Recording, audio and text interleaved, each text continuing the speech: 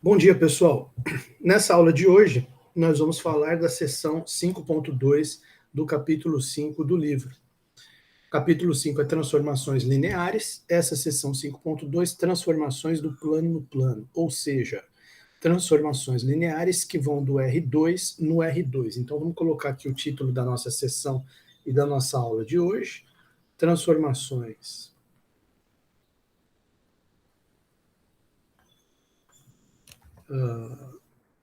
do plano no plano.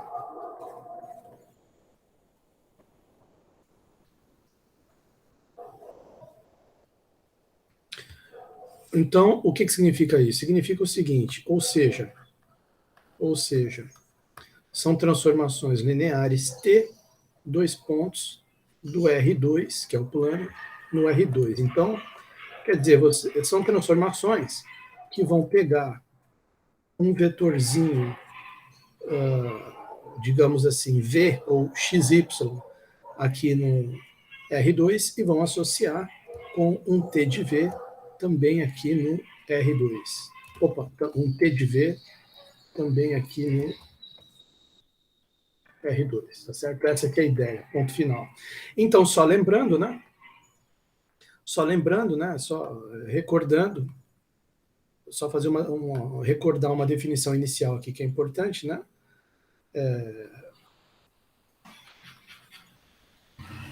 Recordando o que é a transformação linear. T de V em W, T de V em W é uma transformação linear.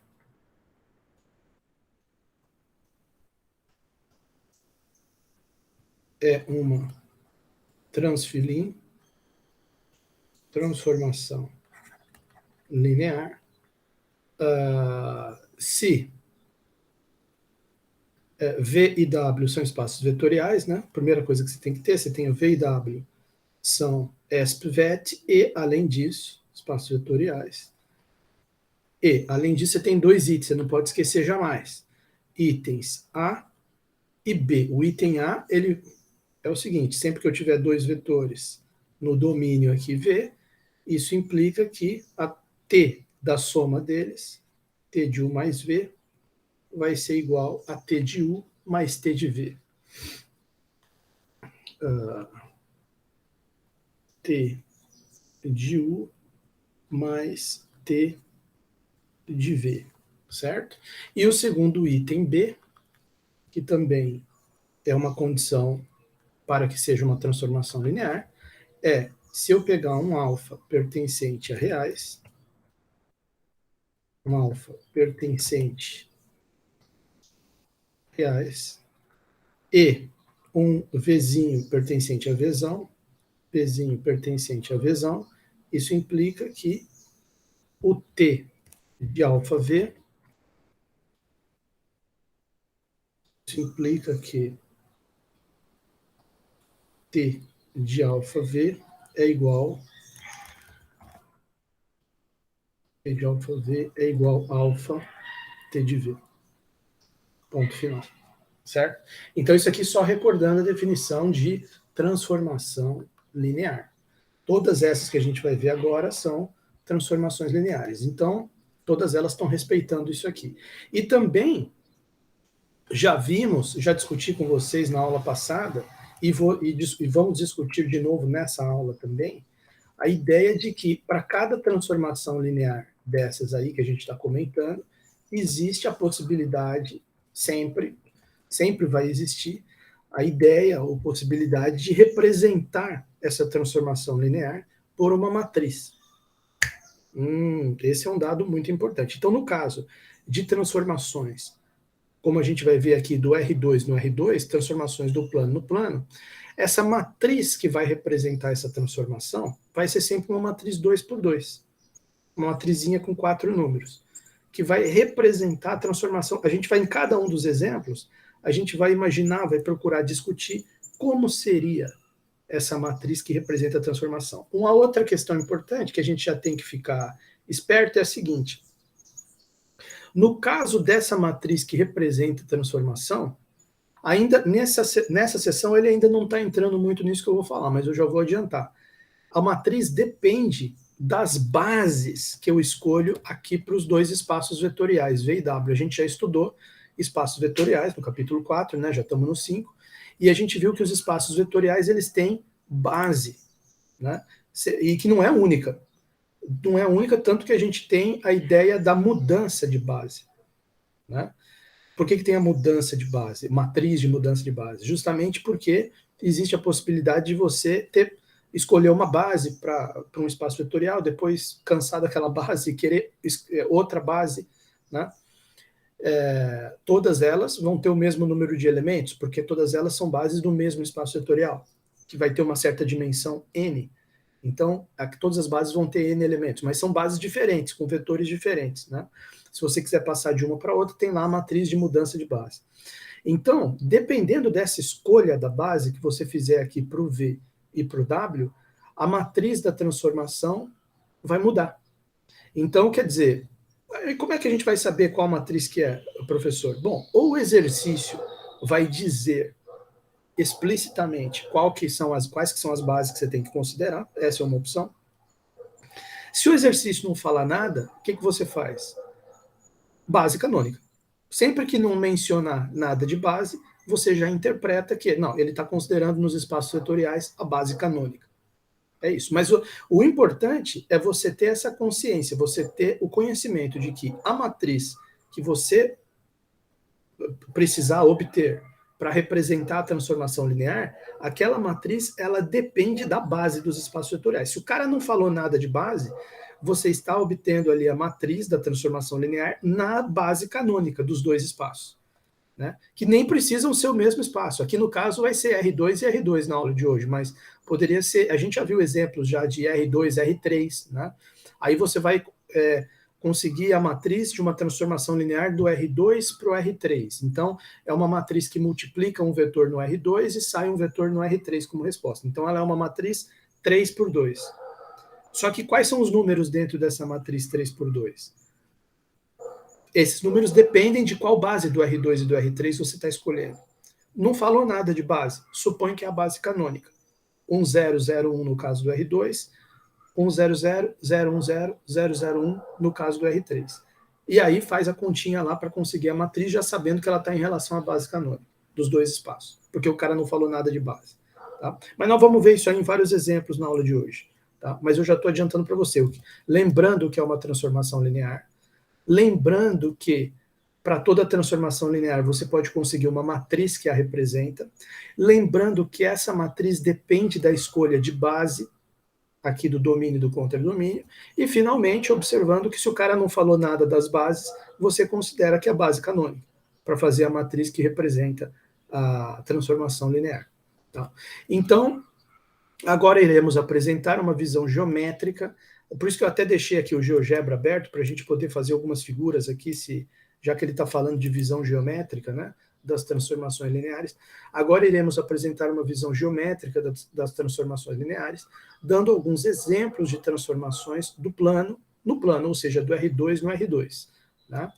Bom, você verá assim que, por exemplo, uma expansão, uma rotação, certas deformações, né, podem ser descritas por transformações lineares. Eu achei muito legal ele fazer isso pelo seguinte: todas essas coisas de álgebra linear, o aluno pode pensar que são muito distantes de qualquer aplicação, de qualquer realidade, mas não é verdade isso.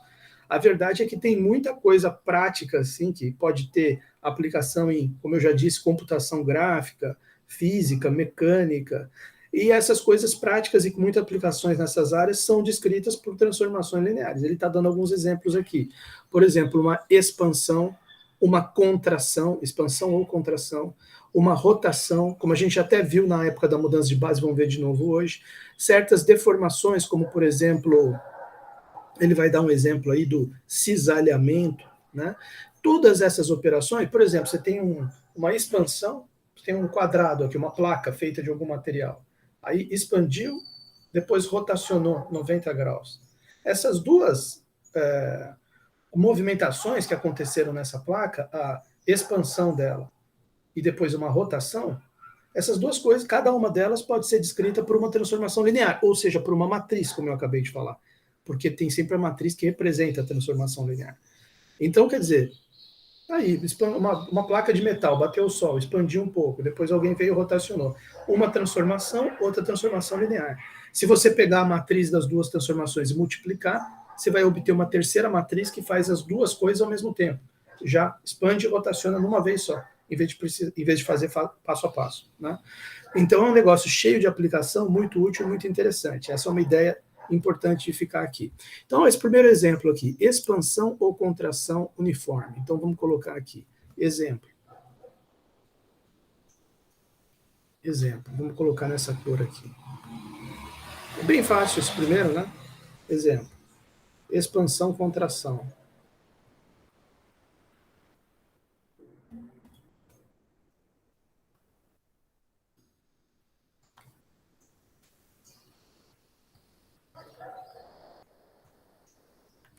Expansão, contração.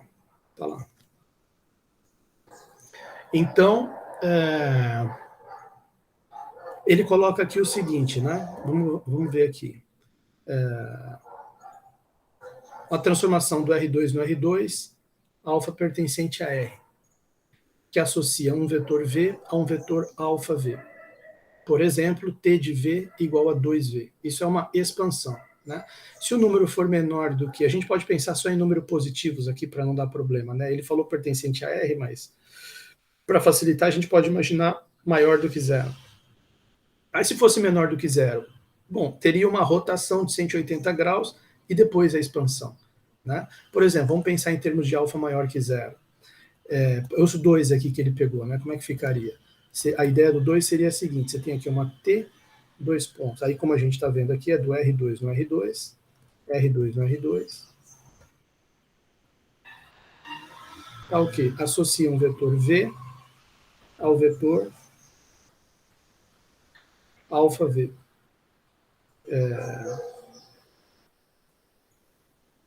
Isso quer dizer, então, por exemplo,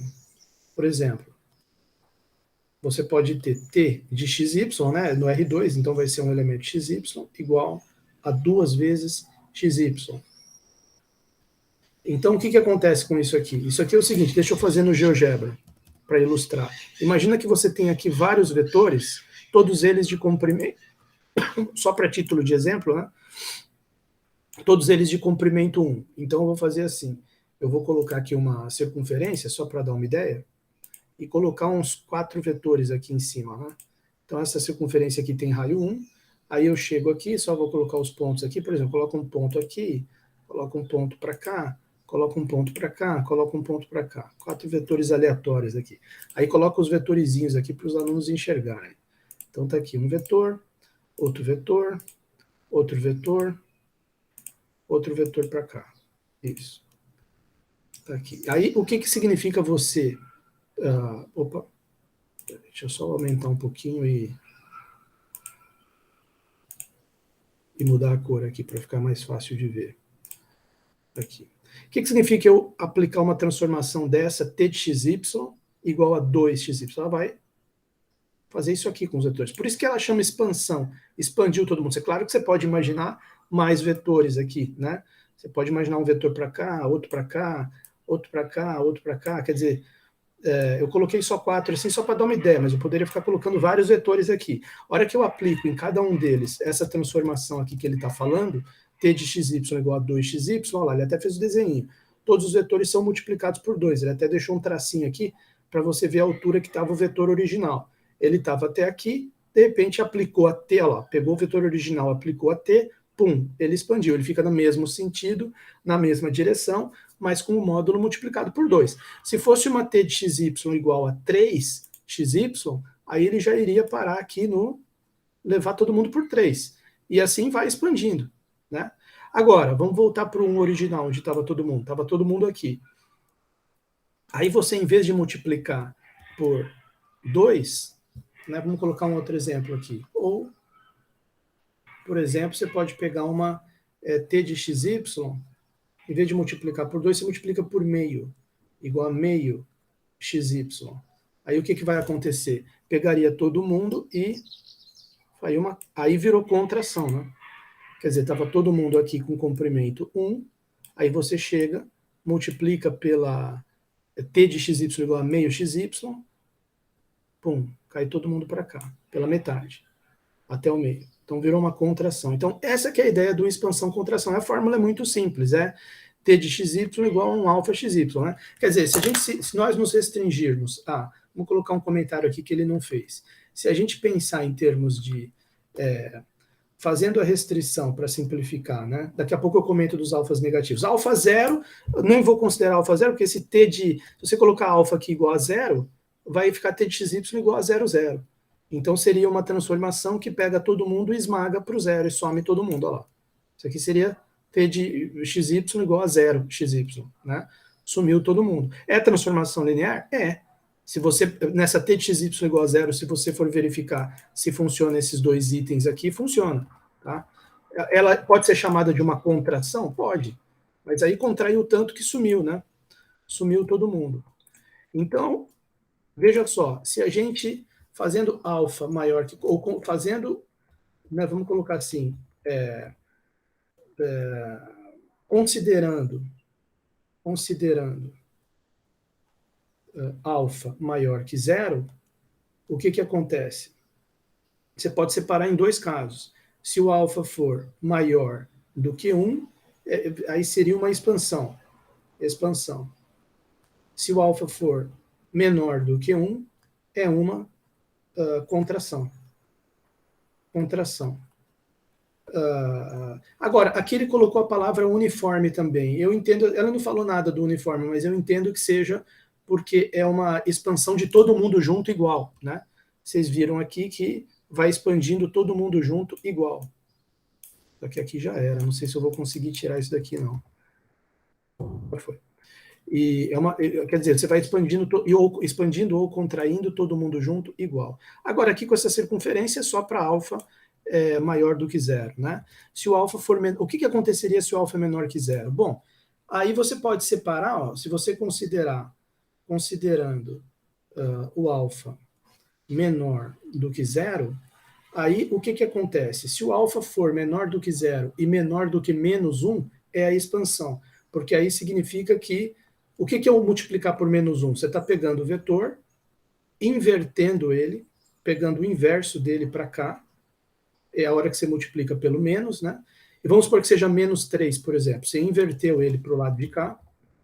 O que seria multiplicar pelo menos 3? Vamos colocar aqui uma reta. Vamos supor que eu tenha um vetor aqui. Ele está aqui, ele começa aqui, vai até aqui. E eu multiplico ele por menos 3. Esse é o V. Se você multiplicar por menos 3, você vai fazer o quê? Você vai inverter ele vai virar para o lado de cá e vai multiplicar por 3 vezes o tamanho. Então, 1, 2, 3. Ele vai vir até aqui. Tá? Então, está aqui. Então, esse aqui seria menos 3V, vamos para dar uma ideia. Né? Então, expandiu? Expandiu. Claro que o vetor que estiver... Como a transformação linear está aplicando em todo mundo, se tiver um vetor virado para o lado de cá, ele também vai inverter e aumentar 3 vezes o tamanho. Então, esse vetorzinho aqui, ele vai multiplicar, imagina que tivesse um vetorzinho para cá, né? Um vetorzinho para cá. Ele também vai inverter e multiplicar por 3 para o lado de cá. Digamos que esse aqui fosse um U. Esse aqui é menos 3U. Então, quem está virado para cá, rebate para lá e vai para lá. Quem está virado para a esquerda, rebate para a direita e expande. Então, no final das contas, está invertendo e expandindo todo mundo. Acaba sendo uma expansão também. Tá? Então, é uma expansão mais inversão, vamos dizer assim. Né? Ou, se você preferir, inversão mais expansão. Agora, você pode ter também uma inversão e uma contração, se você multiplicar por menos 1/3. Então, se tiver maior do que menos 1, se o alfa for maior do que menos 1 e menor do que 0, aqui é o caso maior que 0, aqui é o caso todo mundo é menor que 0. Vamos supor que seja menor que 0, mas seja maior do que menos 1.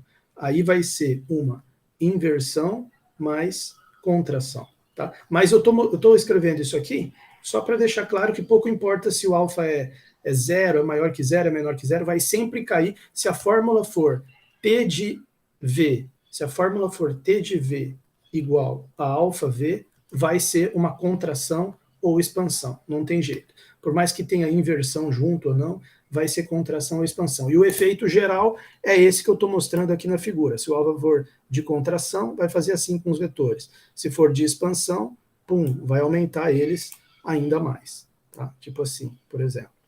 Todo mundo, tá? Ninguém escapa. Bom, ele fez aqui o desenho e tal. Aí vem a questão da matriz que eu estava falando. Professor, mas é a questão da matriz. Se eu tiver uma transformação como t de xy igual a 2xy, ou t de xy igual a meio xy, como que eu vou fazer para achar a matriz que representa essa função?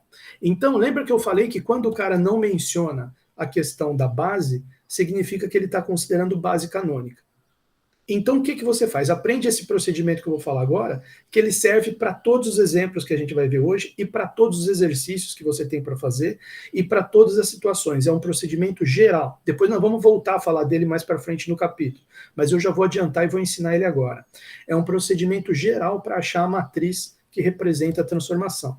Esse procedimento é o seguinte, você sabe, não falou nada de base, então considere a base canônica do R2. Tá? Considerar a questão da matriz, né? Questão da matriz. Matriz de T, da transformação T. Matriz da transformação linear. Como é que seria o procedimento? Não falou nada de base, base canônica. Então você pega T, por exemplo, T de xy igual, vamos pegar aquele primeiro exemplo que ele falou, 2xy. Base canônica do R2, quem que é? É 1, 0, 0, 1. Então, o que você faz? Você faz o T de 1, 0. T de 1, 0 vai dar 2 vezes 1, 0, que é igual a 2, 0. E você faz o T do outro elemento da base canônica. T de 0, 1, que é igual a 2 vezes 0, 1. E aí você pega esses, aqui deu 0, 2 vezes 0, 1 vai dar 0, 2. Você pega esses dois elementos aqui, 2, 0, 0, 2, que foi o resultado do T da base canônica, e coloca eles na forma de coluna. Então vai ficar assim. Opa, então vai ficar assim. 2, 0, primeira linha aqui, vai virar a primeira coluna aqui. 0, 2, vai virar aqui. Aí o que acontece? Se isso aqui multiplicar um xy, essa aqui é uma matriz A, que multiplicando um vetor V, dá como resultado um vetor AV, que vai ser 2x mais 0y, dá 2x, dá 2x, 0x mais 2y, dá 2y, tá ali, AV. Olha lá.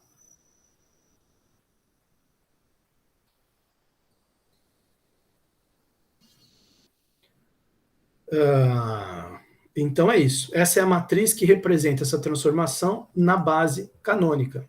Tá? Então, no geral, você está vendo que se for um t de xy igual a alfa xy, ficaria alfa 0, 0 alfa, ficaria o alfa, alfa aqui, acabou. É a matriz que representa uma expansão ou contração. Não tem mistério nenhum. Tá? E ela funciona... Quer dizer, se você quer saber o resultado, eu quero ter aqui o vetor 3, 5. Você pode substituir ele aqui na fórmula ou pode substituir ele aqui para ser multiplicado pela matriz. Nos dois casos dão certo.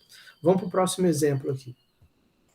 O próximo exemplo é bem interessante porque é uma reflexão. Olha só que legal. Aqui a matriz 2, 0. Ele cita aqui a matriz, mas ainda não passou esse procedimento que eu já passei aqui para vocês de T da base, coloca na forma de coluna. Aí, esse procedimento serviria, se for outra transformação, essa que a gente vai ver agora, a reflexão, depois a rotação, serve também.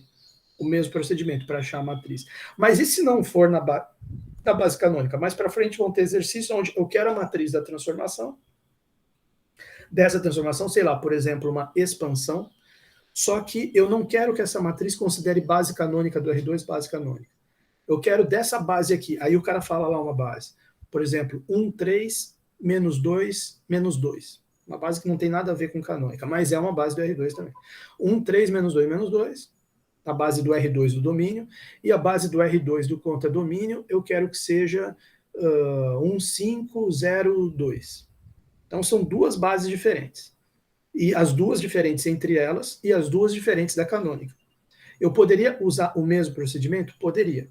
Você pega a base do domínio, por exemplo, eu falei lá 1, 3 e menos 2, menos 2. Você faria T de 1, 3, daria um resultado, t de menos 2, daria um resultado.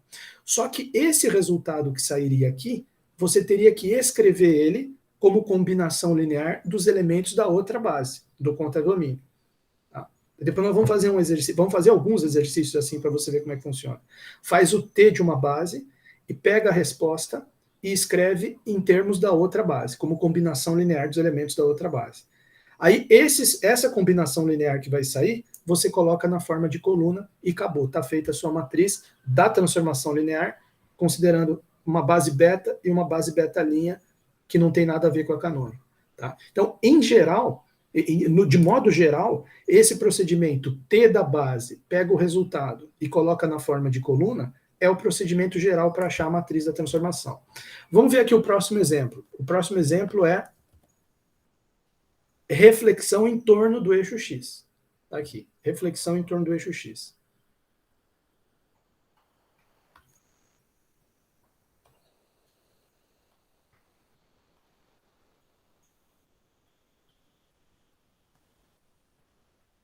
Do eixo X.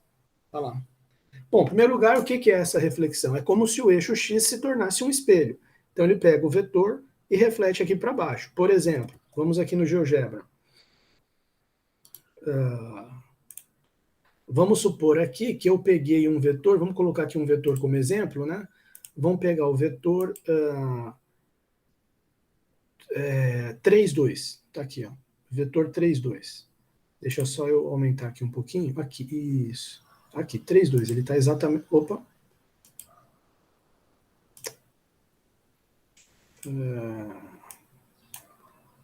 3, 2. Aqui, 3, 2. Tá? Deixa esse vetor aqui em vermelho para destacar um pouco mais para os alunos e dá uma aumentadinha aqui nele. Isso, pronto, tá bom. Todo mundo está vendo esse vetor. O que seria a reflexão dele em relação ao eixo X? Já vamos fazer em relação ao eixo Y também. Reflexão em relação ao eixo X, você vai... É como se o eixo X fosse um espelho. Então, você imagina aqui uma reta perpendicular, tá? E coloca aqui ela pontilhado, só para destacar um pouquinho. E o que vai acontecer com esse vetor? Ele vai refletir, ele vai ter que manter a mesma coordenada x. E a coordenada y vai multiplicar por menos 1. Então, um vetor que era 3, 2, vai virar 3 menos 2. Ele vem parar aqui embaixo. Tá? Ele vem parar aqui embaixo. 3 menos 2. Tá lá. 3 menos 2. Esse vetor que eu acabei de fazer é a reflexão do primeiro vetor em relação ao eixo x. Tá lá. Refletiu. Agora, vamos supor que o espelho fosse não o eixo x, mas sim o eixo y. Aí o que vai acontecer? Bom, o eixo y virou um espelho, esse vetor agora é o contrário. Ele, em vez de manter a coordenada x e em vez de manter a coordenada x e multiplicar por menos 1 a coordenada y, o que vai acontecer é... o que vai acontecer é que ele vai manter a coordenada y, que é 2, e multiplicar por menos 1 a coordenada x. Então, resultado, ele vai vir parar aqui, ó. Vai vir parar aqui. Vai vir parar no menos 3, 2. Pum. Acabou. Então tá aqui. Menos 3, 2. Pá. Pá. Tá lá. Tá? Então, esse aqui, vamos até colocar de cores diferentes aqui para não confundir. Uma cor e a outra cor aqui. Isso. Esse aqui de baixo é a reflexão do vetor em relação ao eixo x, esse é a reflexão do vetor em relação ao eixo y. A gente pode fazer até azul. Bom, para qualquer vetor seria a mesma coisa. Só para dar mais um exemplo. Supor que você tivesse aqui o vetor 1, 1. Vamos supor que aqui tivesse o vetor 1, 1. Vamos fazer ele de outra cor. Vamos fazer verde, para não confundir com o outro, né? Então, deixa ele aqui verde. Tá lá. Esse é o vetor 1, 1. Como que é a reflexão dele em relação ao eixo x? Vai formar um vetor 1 menos 1. 1 menos 1. Está o vetor aqui embaixo. 1 menos 1. Refletiu. Tá? Vamos deixar aqui pontilhado e verde também. Verde e pontilhado. E a reflexão dele em relação ao eixo y? Aí vai formar um vetor menos 1, 1. Menos 1, 1. Quer dizer, então, de modo geral, que a gente pode falar dessas reflexões em relação ao eixo Y, em relação ao eixo X? A gente pode falar o seguinte, olha, em relação ao eixo X, mantém a coordenada X, multiplica Y por menos 1. Reflexão em relação ao eixo Y, mantém a coordenada Y, multiplica X por menos 1. Então já dá para a gente fazer dois exemplos num só. Vamos colocar aqui, em relação ao eixo X e também X ou Y, entre parênteses, ou Y, botar entre parênteses aqui, ou eixo Y. Já vamos fazer as duas. Quer dizer, em relação ao eixo X, a gente percebeu que é o seguinte, T, vamos colocar assim, RX, em vez de chamar de T, vamos chamar de RX. Reflexão em relação ao eixo X, dois pontos. Ela vai ser do R2 no R2, do R2 no R2, e vai associar a cada vetor xy que pegar aqui para fazer a reflexão, ele vai ser associado com um vetor que mantém a coordenada x e menos y. Então vai ficar assim, r de xy igual a x, vírgula, menos y. Essa é a reflexão em torno do eixo x. Né? Aqui é eixo x. Agora, a reflexão, eu vou colocar isso aqui para não confundir. Reflexão já está escrito Rx, já dá para o cara entender. Agora, reflexão em torno, como ele falou aqui, do eixo Y. Também é uma transformação do R2 no R2, do R2 no R2, e ela pega cada vetor xy e associa com o vetor. Aí, no caso da reflexão em relação ao eixo y, você mantém a coordenada y e multiplica por menos 1 a x. Então, vai ficar menos x, y. Então, fica assim, ry de xy igual a menos x, y. Ok? Bom, e como que você obtém as matrizes de cada uma delas? Então, lembra do procedimento que eu achei. Não falou nada do procedimento que eu falei para vocês. Não falou nada de base, então é para a gente considerar base canônica. Então, vai ficar assim. Rx de 1, 0. Rx de 1, 0. Tá? E Rx de 0, 1. Rx de 0, 1. Rx de 0, 1. Então, quanto que é o Rx de 1, 0? O Rx de 1, 0 é 1 menos 0, que é 1, 0 mesmo. 1, 0. Então, e o Rx de 0, 1? É 0 menos 1. 0 menos 1. E o que acontece se eu colocar essas duas linhas na forma de coluna? Vai formar uma matriz assim. Vai formar uma matriz 1, 0, 0 menos 1. Que vai multiplicar. Ela pode multiplicar um vetor xy e o resultado vai sair um vetor x, 1x mais 0y vai dar x, 0x menos 1y menos y. X menos y, igual aqui a transformação. Tá? Então, essa matriz é a matriz de RxY com respeito à base canônica. Mas tem também a matriz essa aqui é a matriz de Rx, da reflexão em relação ao eixo x, com respeito à base canônica. Mas a gente pode conseguir também uma matriz da reflexão em relação ao eixo y, com respeito à base canônica? Também podemos. Como é que vai ficar? Você pega aqui e faz Ry de base canônica, 1, 0.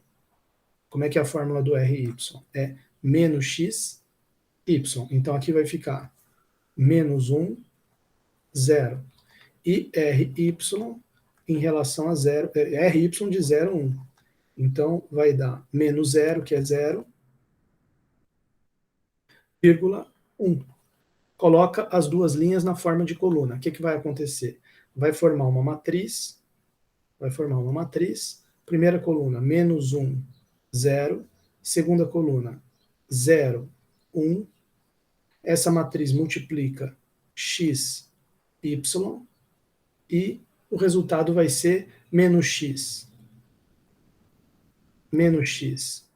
0, e 0y. Pronto, menos xy igual aqui.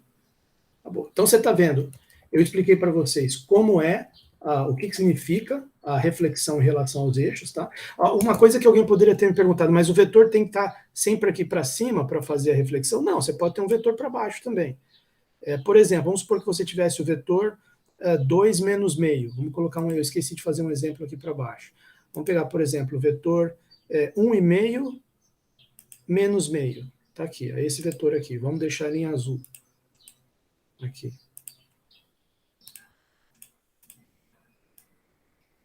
Está aqui, vetor 1,5 menos meio. Olha lá, 1,5 menos meio. Como que seria a reflexão dele em relação ao eixo x? Aí ele vai subir. Mantém a coordenada x, 1,5. O que aconteceria se eu colocasse aqui 1,5 menos meio? Eu ia multiplicar, ia ficar 1,5, meio. Porque menos meio ia dar meio. Então vai subir o vetor para cá. Vai subir o vetor para o primeiro quadrante ali. Ó. Pum, subiu. Tá? Tá lá. E a reflexão dele em relação ao eixo y? Aí ele vai vir para o lado de cá. Vai formar o vetor menos 1,5, menos meio. Pum, refletiu ele para cá. Então aí vai ficar. Aqui também fica. Pronto. Acabou. Então o vetor não precisa estar aqui para cima, que nesses primeiros exemplos que eu dei, para você fazer reflexão em relação ao eixo x, em relação ao eixo x, e reflexão em relação ao eixo y, reflexão em relação ao eixo y. Não, ele pode estar para baixo também, pode estar para o lado de cá também. Se você tiver um vetor para cá, um vetor aqui assim, e você refletir ele em relação ao eixo x, ele vai subir para cá. Se você refletir ele em relação ao eixo y, ele vai vir para o lado de cá. E assim sucessivamente. Então, essas reflexões, elas são representadas por essas funções aqui, Rx e Ry. Vamos colocar em display aqui. Rx e Ry, certo? E se você quiser passar para a forma de matrizes, você vai ver essas matrizes que eu coloquei aqui embaixo, que também representam essas mesmas transformações com respeito à base canônica que a gente estava pensando aqui. Tá? Próximo exemplo que ele dá, olha só que interessante. Reflexão em relação à origem. Antes de falar desse exemplo, eu vou fazer aqui um comentário final aqui desses dois exemplos. Ó. Uma observação. Observação. Vamos supor que eu queira uma transformação, olha só que interessante, que não seja nem uma reflexão do vetor em relação ao eixo x, nem uma reflexão do vetor em relação para o lado de cá em relação ao eixo y. Eu quero uma transformação que faça as duas coisas ao mesmo tempo. Eu quero uma transformação que, se eu pegar ela e aplicar no vetor, ela já, de uma vez só, pum, reflete para o eixo x e reflete, e o resultado da reflexão para o eixo x reflete para o eixo y. Pá, pá, como se fosse... Você vai falar, não, mas é muito simples, professor. Pega o vetor, multiplica ele primeiro pela Rx, depois multiplica ele pela Ry. Você vai conseguir o efeito que o senhor quer. Sim, eu vou conseguir. Só que eu não quero conseguir ele com duas matrizes multiplicando. Eu quero conseguir ele com uma matriz só, que multiplica e já faz as duas coisas ao mesmo tempo. Multiplica as duas matrizes. Então, quer dizer, se eu quiser pegar um vetor e primeiro refletir ele em relação ao eixo x, e depois, aqui, por exemplo, é a matriz, digamos, a matriz do Rx, multiplica um vetor v, o resultado sai Rx de v, vamos dizer assim. Rx de v. Aqui você tem uma matriz Ry, ela multiplica o vetor v, o resultado sai um vetor refletido em relação ao eixo y, Ry de v. Vamos supor que eu queira fazer as duas coisas. Eu pego o v, reflito ele, faço a reflexão em relação ao eixo x, depois esse resultado eu quero refletir em relação ao eixo y. Então eu quero fazer o r de y do r de x de v. Então, como é que eu vou conseguir fazer isso numa paulada só, com uma matriz só? Então é o seguinte, você quer r de x de v, quem que é o r de x? 1, 0, 0, menos 1, 1, 0, 0, menos 1, aplicado no vetor v, que é x e y, só que o resultado disso aqui, eu quero também refletir em relação a y, aqui o ry. 1, menos 1, 0, menos 1, 0, 0, 1. Tá lá. Então, o resultado disso aqui deu, se você multiplicar as duas matrizes aqui, menos 1 vezes 1, mais 0 vezes 0, deu menos 1. Menos 1 vezes 0, mais 0 vezes menos 1, 0.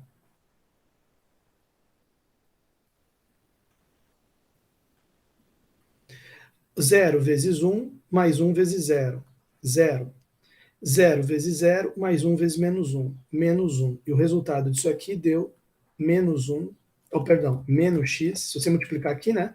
Menos 1, 0 vezes xy vai dar menos x, 0 vezes menos 1y vai dar menos y. Então, essas duas reflexões seguidas do vetor, você pegar um vetor,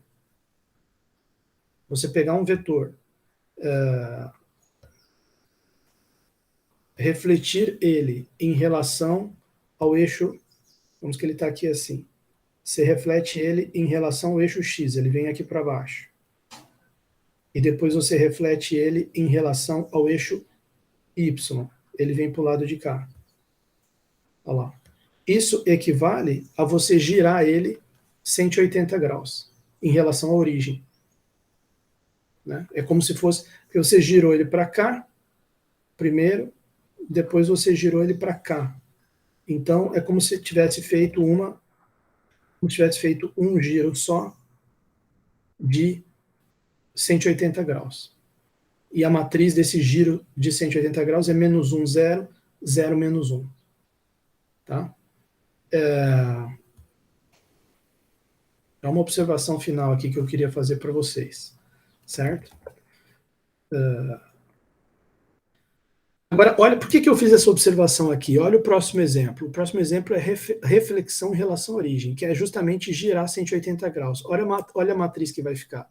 Menos 1, 0, 0, menos 1. Exatamente a mesma matriz que a gente obteve aqui, sem pensar num giro de 180 graus, pensando apenas em refletir em relação ao eixo x e depois refletir em relação ao eixo y.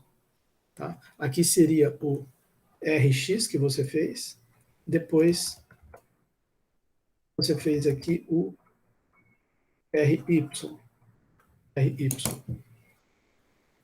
certo? Bom, tá aqui. Então vamos comentar esse próximo exemplo aqui dele, porque vai coincidir com essa observação que eu fiz. Então tá aqui, ó. Reflexão na origem, né? Então há uma T do R2 no R2 que troca o vetor V pelo menos V, troca o V pelo oposto dele. Quer dizer, inverteu o vetor, V virou menos V. XY virou menos X menos Y. Reflexão na origem.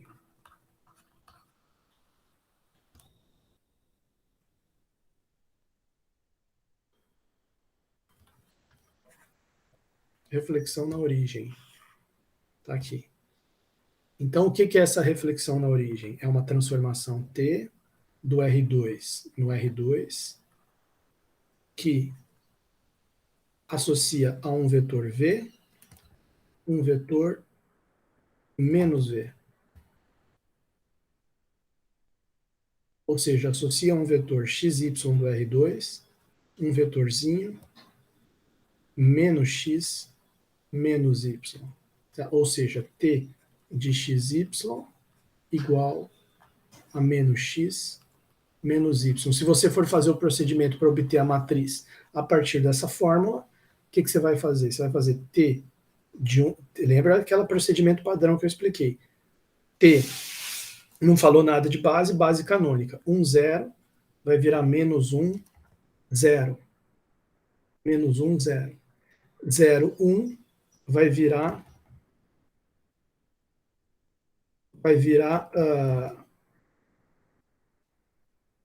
0 menos 1.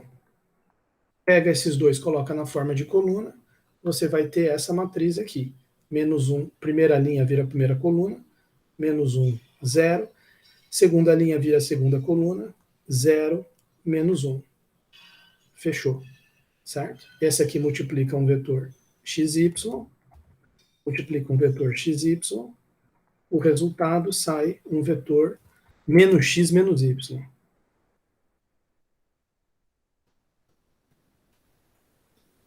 Fechou, ponto final. Tá? Bom, o próximo exemplo que ele vai fazer com a gente é justamente o exemplo da rotação de um ângulo θ no sentido anti-horário. Aí, esse aqui tem que discutir um pouco mais, eu vou separar, vou gravar num vídeo separado, tá certo? Assim eu aproveito e faço uma pausa aqui, e justamente para perguntar para a turma o seguinte, até aqui